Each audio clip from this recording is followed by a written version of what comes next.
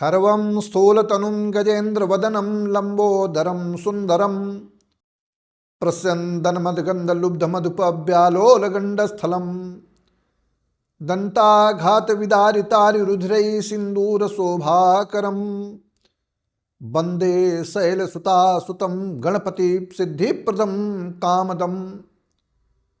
मैं हूं आचार्य रमाकांत मिश्र। अपने इस YouTube चैनल पर सभी दर्शकों का एक बार पुनः हार्दिक स्वागत करता हूं। आज के इस युग में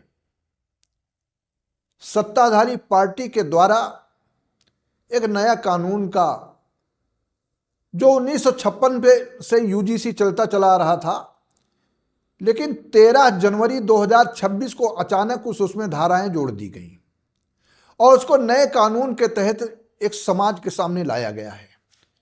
उच्च शिक्षा में समानता, उच्च शिक्षा में विश्वविद्यालयों को दिए जाने वाले अनुदान की देखरेख और उसके साथ साथ में जातिगत भेदभाव को दूर करने के लिए। अब जातिगत भेदभाव क्या है, जातिगत भेदभाव किसका दूर करना चाहते हैं, यह सरकार के समक्ष है। सवर्णों को हर समय एक लक्ष्य बनाया जाता है। मैं एक ब्राह्मण की बात नहीं करता, एक क्षत्रिय की बात नहीं, सवर्णों को लक्ष्य बनाया जाता है। वैसे भी आपने आरक्षण करोड़पति, अरबपति, खरबपति हो पिछड़ी जाति का, वो भी एक उसी आरक्षण के तहत सरकार में उसके नुमाइंदे, चाहे योग्यता ना हो लेकिन वो नुमाइंदे बन जाते हैं। आईएएस आईपीएस बड़े बड़े अधिकारी बन जाते हैं और उनका शासन फिर कैसे चलता है ये आप सब देखते हैं, भली भांति जानते हैं। अगर वास्तविक समानता लाना है तो शिक्षा के आधार पर, उसके गुणवत्ता के आधार पर, उसकी बुद्धिमत्ता के आधार पर आरक्षण होना चाहिए। जो प्रथम श्रेणी में पास होगा उसको प्रथम श्रेणी की नौकरी दी जाएगी, वो सेकेंड क्लास में, सेकेंड डिवीजन में पास होगा उसके सेकेंड डिवीजन। ऐसा कुछ, ऐसी समानता लाओ, जिसकी जिसकी जितनी योग्यता उसको उतना बड़ा पद, ऐसी समानता लाओ। ये समानता है। ये समानता फिर हर जाति वर्ग के सामने छोड़ दो, उसमें कोई भी अपनी योग्यता के आधार पर अगर पहुंचता है उसके लिए करो। लेकिन इसमें यूजीसी, बड़े बड़े बुद्धिमान, बड़े बड़े चातुर्य लोग, सरकार क्या सोचना चाहती है, विनाश काले विपरीत बुद्धि, ऐसा कुछ काम करना चाहती है। अगर मैं परिचय की बात करूं तो करना नहीं चाहता था। मैं आज पहली बार बहुत दुखी मन से, पीड़ा से, मैंने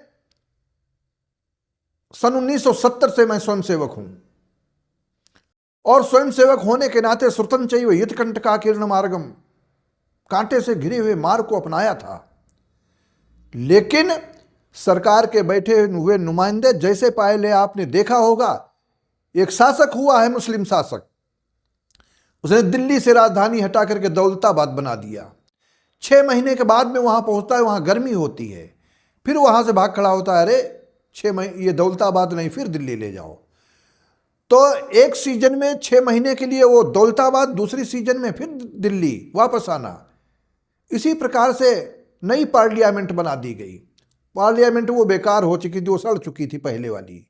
नई पार्लियामेंट इसलिए बनाई गई कि इसमें नए लोग काम करेंगे, बड़ी बुद्धिमत्ता से काम करेंगे। ये सब क्या है? अरबों खरबों रुपया जिन लोगों से, एक टैक्स भी लिया जाता है। टैक्स कितने प्रकार से लिया जाता है, हर चीज, जो चीज खरीदते उसमें टैक्स होता है।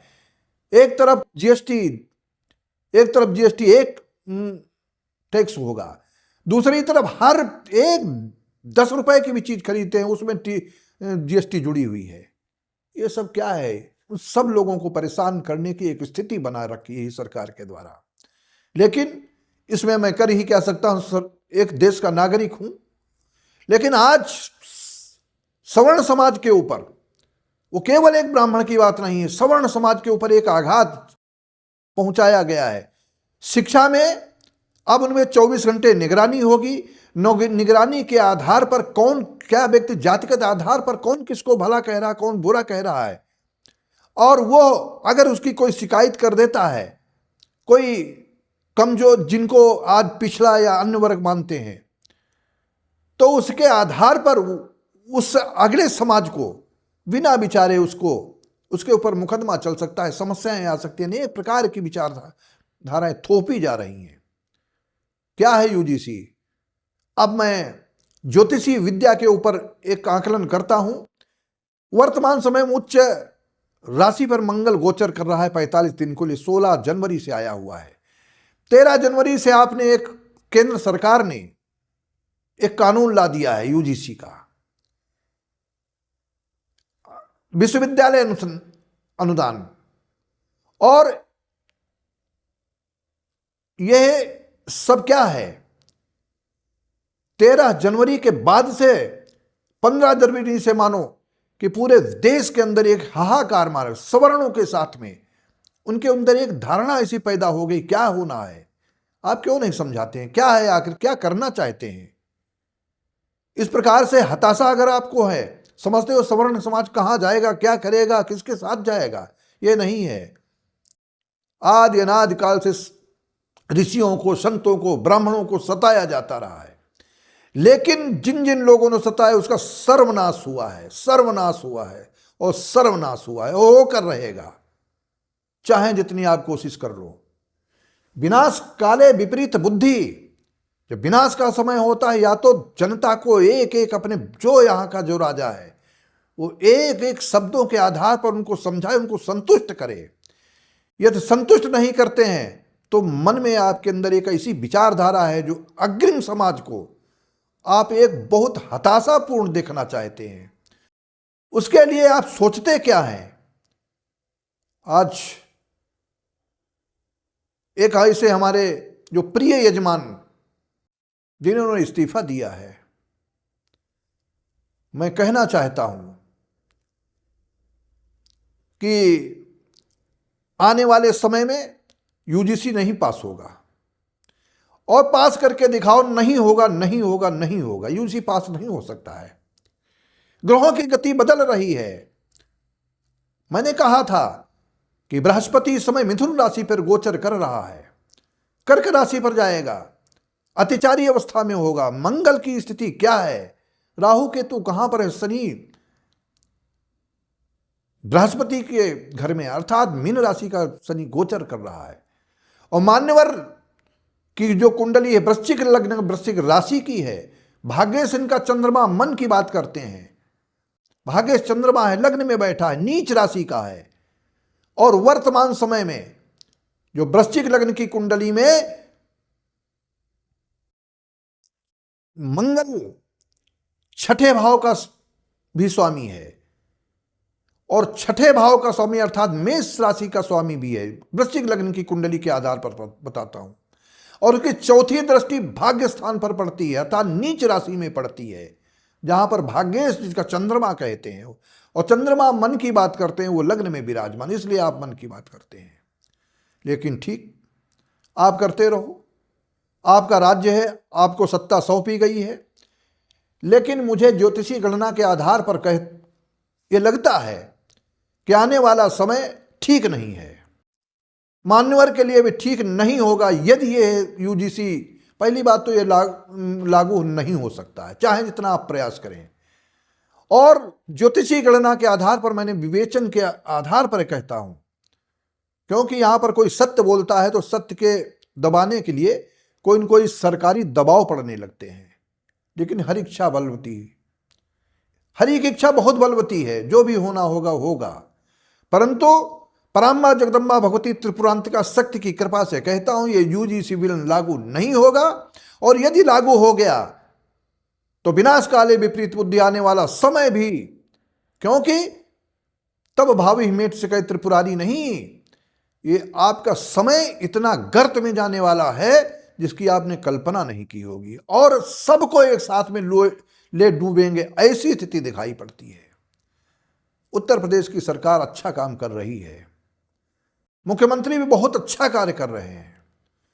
प्रदेश में जो स्थितियां 2012 से पहले की थीं और 2012 से 17 के बीच में जो स्थिति रही है, उसकी क्या स्थिति आप भी देख सकते हैं। समय कितना कठिन था, कराल था, जाने आने से लोग घबराते थे। लेकिन वर्तमान समय बदल चुका है। आज मैं यूजीसी के बारे में मैं जो कहता हूं, यह विल वापस लो, और यदि वापस नहीं लेते पहली बात तो ज्योतिषी गणना के आधार पर मुझे लगता है पास नहीं होने वाला है। कोई ऐसा कर्णवीर जरूर पैदा होगा। सुप्रीम कोर्ट से लेकर के हमारे वकील लोग लगे हुए हैं और एक सौरमंडल में बदलते हुए ग्रहों के कारण पास नहीं होने की स्थिति दिखाई पड़ती है। यदि आधा % पास हो गया तो आगे आने वाला समय कठिन कराल होगा शासक लोगों के लिए, और इतना कठिन कराल होगा कि आप खुद देखेंगे ये सवर्णों की ताकत क्या है।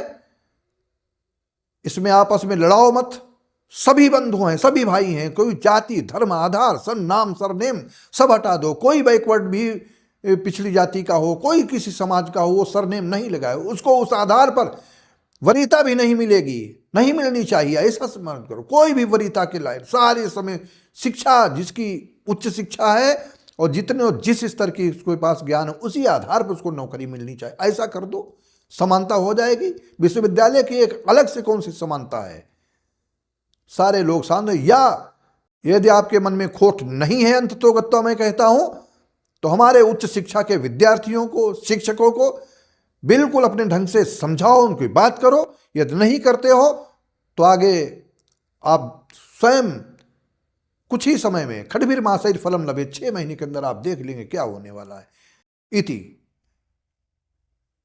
और इसी आशा और विश्वास के साथ में मैं अपने वीडियो को विराम देता हूं।